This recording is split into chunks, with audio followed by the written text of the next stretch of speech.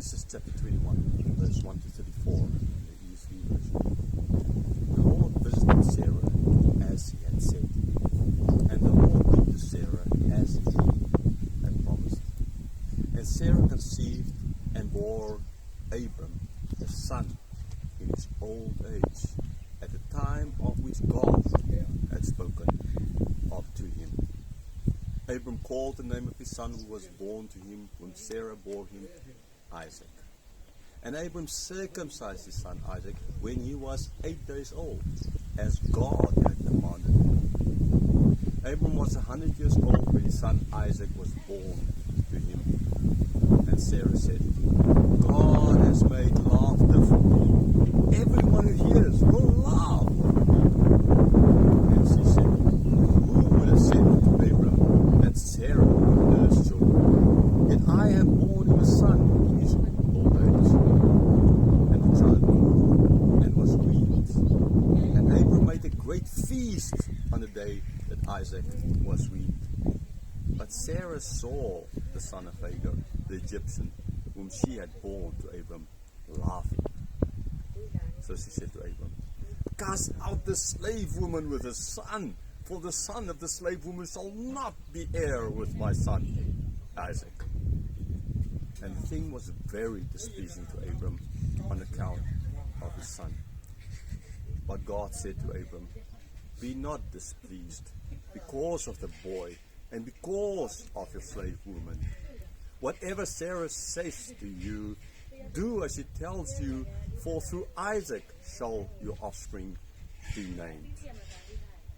So Abram rose early in the morning, took bread and a skin of water, and gave it to Hagar, putting it on her shoulder, along with the child, and sent her away. And she departed and wandered in the wilderness of Beersheba. When the water in the skin was gone, she put the child under one of the bushes. Then she went and she sat opposite him a good way off, about the distance of a bow shot. For she said, let me not look on the death of the child. And as she sat opposite him, she lifted up her voice and wept. And God heard the voice of the boy, and the angel of God called to Hagar from heaven and said to her, what troubles you, Hagar? Fear not, for God has heard the voice of the boy where he is. Up, lift up the boy, and hold him fast with your hand, for I will make him into a great nation. Then God opened her eyes, and she saw a well of water. And she went and filled the skin with water, and gave the boy a drink. And God was with the boy, and he grew up. He lived in the wilderness, and became an expert with a bow. He lived in the wilderness of Paran, and his mother took a wife for him from the land of Egypt. At that time, Abimelech and Phicol, the commander of his army, said to Abram, God is with you in all that you do. Now therefore swear to me here by God that you will not deal falsely with me, or with my descendants, or with my posterity. As I have dealt kindly with you, so you will deal with me and with the land where you have sojourned. And Abram said, I will swear. When Abram reproved Abimelech about the well of water that Abimelech's servants had seized, Abimelech said, I do not know who has done this thing. You did not tell me, and I have not heard of it until today. So Abram took sheep and oxen and gave them to Abimelech. And the two men made a covenant.